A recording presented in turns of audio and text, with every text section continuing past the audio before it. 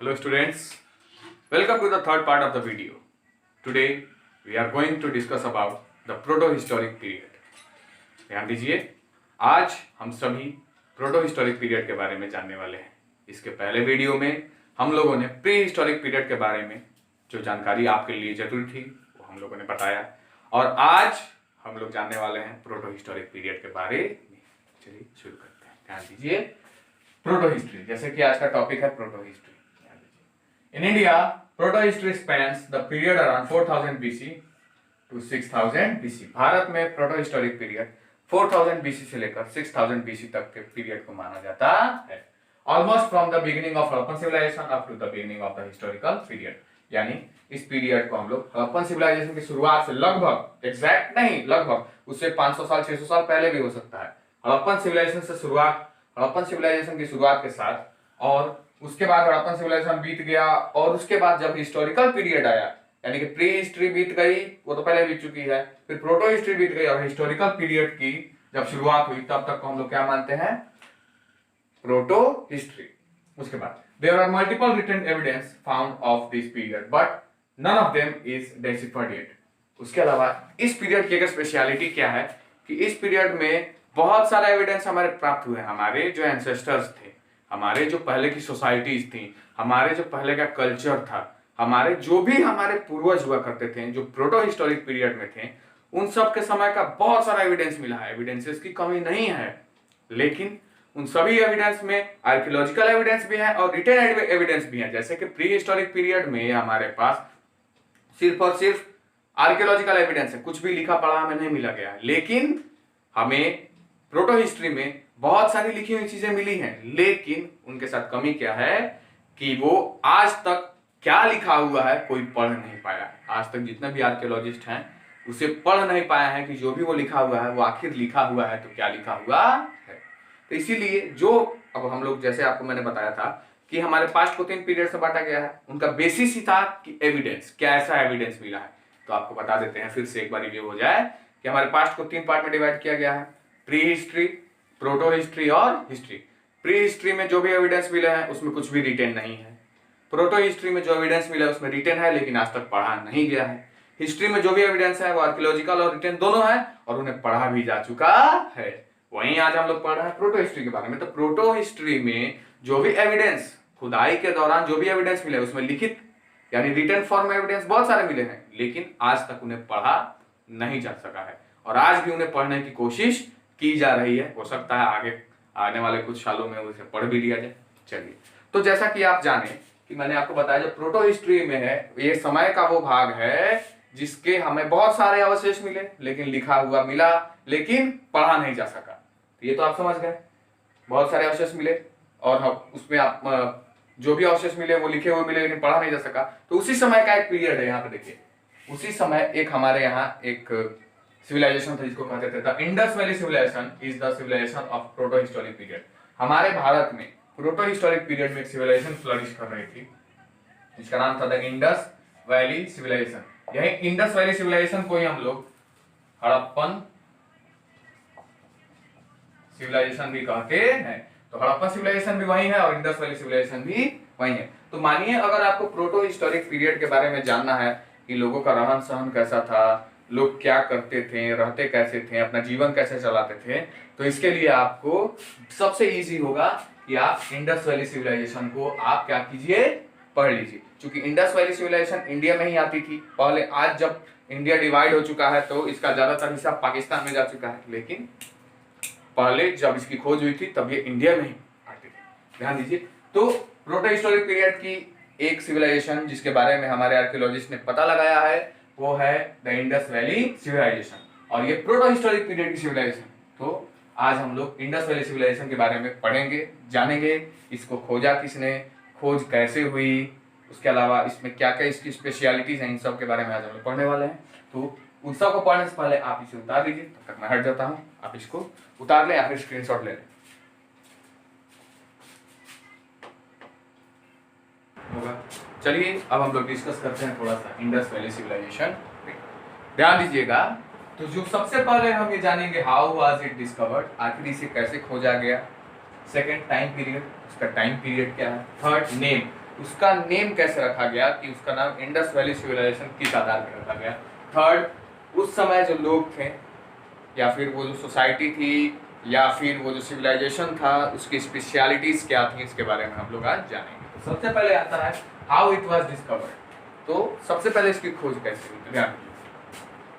सबसे पहले एक व्यक्ति थे जिनका नाम था चार्ल्स मेसन। एक व्यक्ति थे चार्ल्स मेसन। चूंकि आप यहाँ पे अंग्रेजों के नाम देख रहे हैं, आप यहाँ टाइम देखिए 1826। ये वो समय की बात है, उस समय की बात है जब हमारा देश अंग्रेजों का गुलाम हुआ करता था और भारत और पाकिस्तान नाम का कोई चीज ही नहीं था।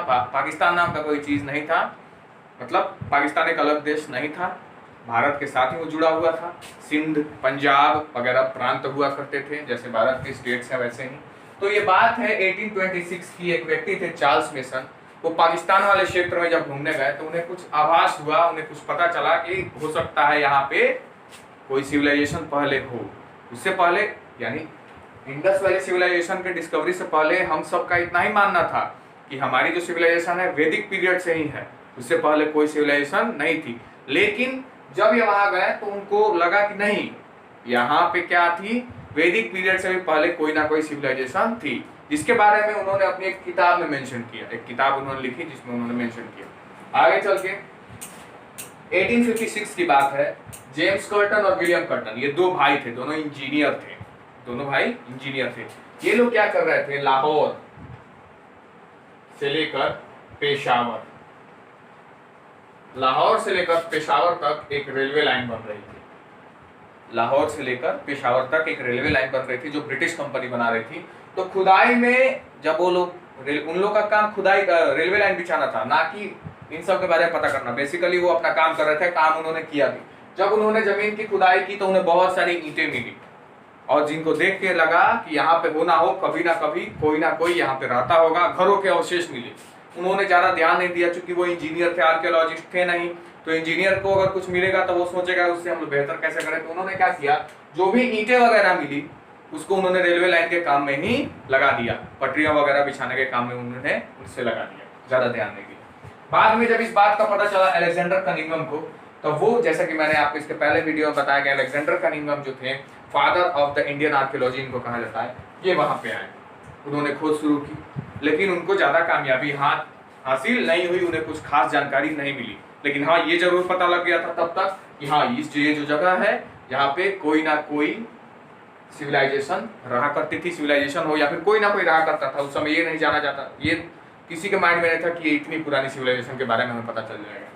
Third, John Marshall. ये बात है 1921 की। जॉन मार्शल जब इंडिया आए तो उन्होंने, वो इंडिया के आर्कियोलॉजिकल विभाग के हेड थे, तो उन्होंने सोचा कि अब वहां पे खुदाई की जाएगी और पता किया जाएगा कि आखिर यहाँ पे था तो क्या था।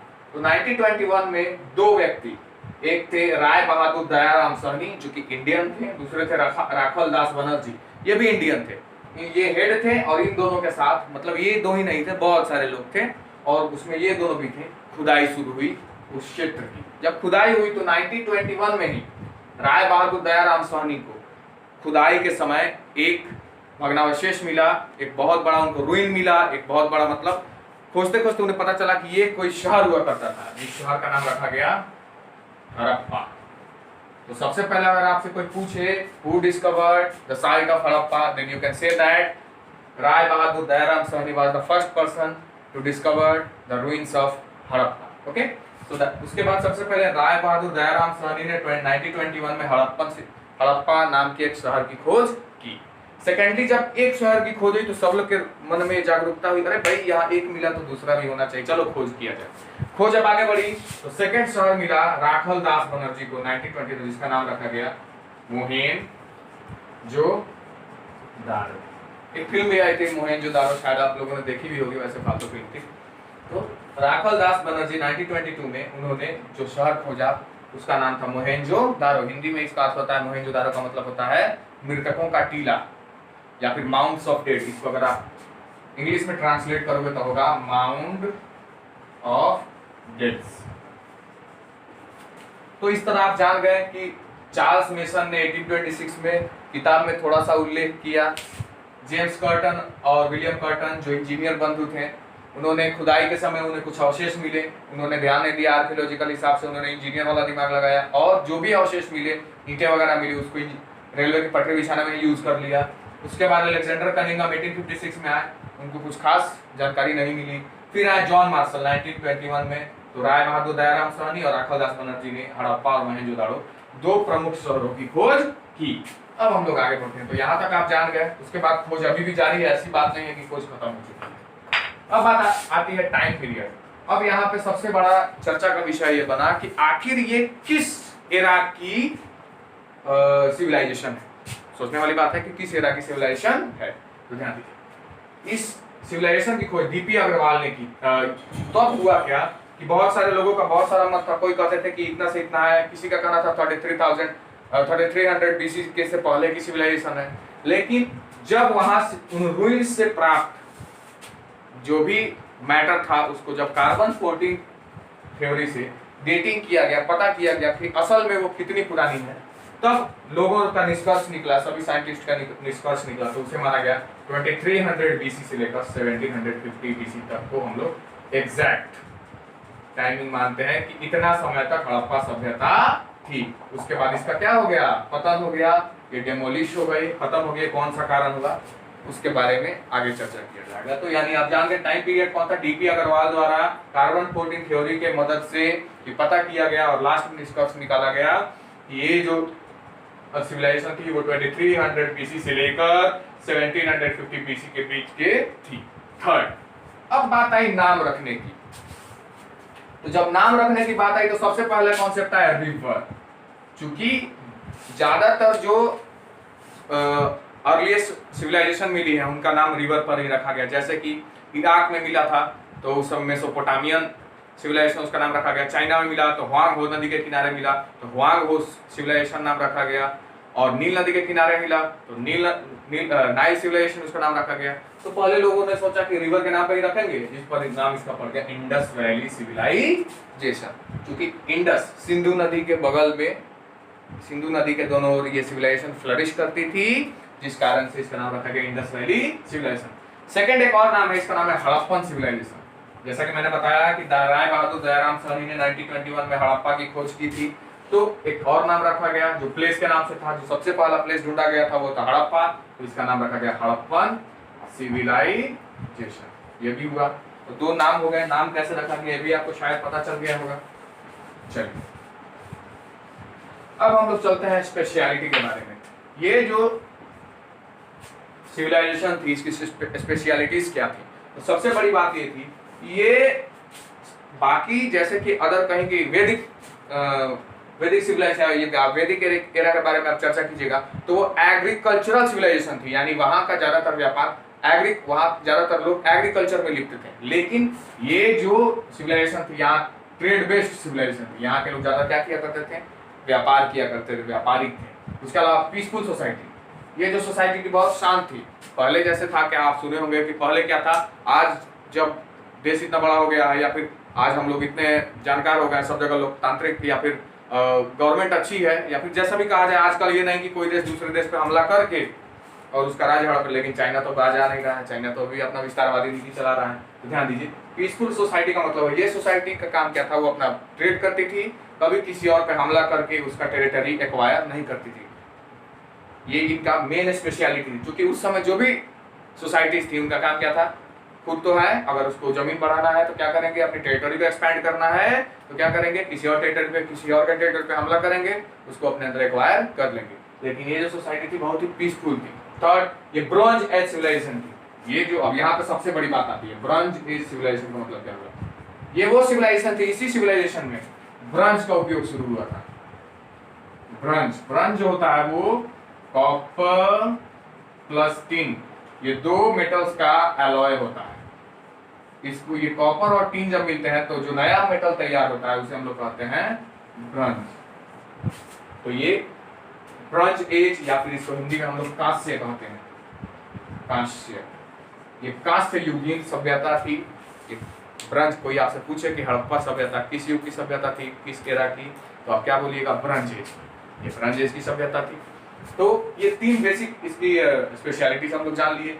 अब एक और बात यहाँ पे आती है कि कुछ जब इसकी खोज हुई तो कुछ लोगों का मानना था क्या कि ये जो लोग थे, यहाँ पे जो लोग रहते थे वो सुमेरिया से आए थे, सुमेरियंस थे।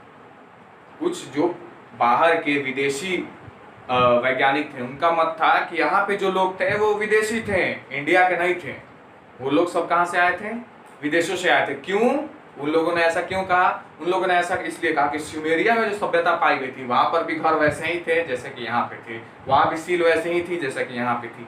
लेकिन बाद में इसको खंडित कर दिया गया, इसको नेग्लेक्ट कर दिया गया और माना गया कि जो हड़प्पा सिविलाइजेशन के लोग थे वो लोग इंडिया के ही थे और यहीं के नेटिव थे। उन लोगों ने अपनी एक स्पेशल पहचान बनाई थी, भले ही उनका मैच करता हो लेकिन वो लोग थे कहाँ के? इंडिया के ही थे। तो एक बार समरी आप लोग जान लीजिए कि इसका नाम कैसे रखा गया, तो नाम उसे खोजा कैसे गया। तो सबसे पहले चार्ल्स मेसन को पता, थोड़ा सा उन्होंने अपनी किताब में इसका वर्णन किया। फिर जेम्स कर्टन, विलियम कर्टन, ये दो भाई थे, इन लोगों ने खुदाई में इसको निकाल बाहर किया। अलेक्जेंडर कनिंघम ने भी खोज की, उसको मान लिया कि हाँ यहाँ पे कोई ना कोई सोसाइटी पहले थी। बाद में जॉन मार्शल के नेतृत्व में राय बहादुर, दयाराम साहनी और अखिलदास बनर्जी दोनों ने मिलकर इसको, दोनों ने क्या, बहुत सारे लोगों ने मिलकर, सबसे ये पहले दो थे जिन्होंने खोज की थी, बाकी की खोज हुई। टाइम पीरियड क्या है इसका? 2300 बीसी से लेकर 1750 बीसी, सॉरी 1750 बीसी। नेम कैसे रखा गया? रिवर के नाम पर इंडस वैली सिविलाइजेशन और प्लेस के नाम पर हड़प्पा सिविलाइजेशन। स्पेशलिटी क्या थी? ट्रेड बेस्ड सोसाइटी थी। यहाँ के लोग व्यापार करते थे, पीसफुल सोसाइटी, झगड़ा नहीं करते थे, किसी और पर हमला नहीं करते थे, कबीलाई नहीं थे। थर्ड, ब्रॉन्ज एज सिविलाइजेशन, यानी कि यहाँ के लोग जो बर्तन वगैरह या फिर ब्रॉन्ज, मेटल के रूप में ब्रॉन्ज का इस्तेमाल किया करते थे। तो अगर आपको समझ में आया तो बेहतर है। इनकेस अगर आपको कुछ समझ में नहीं आया तो कमेंट बॉक्स में आप पूछ सकते हैं, बेझिझक पूछिए। और हम ये जानते हैं कि आप लोग पूछेंगे, क्योंकि बहुत ऐसे विद्यार्थी हैं जो देख भी नहीं रहे हैं। देखिए, समझिए, बहुत जरूरी है देखना इसको। Okay, thank you. बाकी आगे की चर्चा हम लोग इसके बाद करेंगे। हो सकता है इसके बाद हम वैदिक सोसाइटी के बारे में पढ़ें। Thank you students. इसका स्क्रीनशॉट ले लें या फिर लिख लें।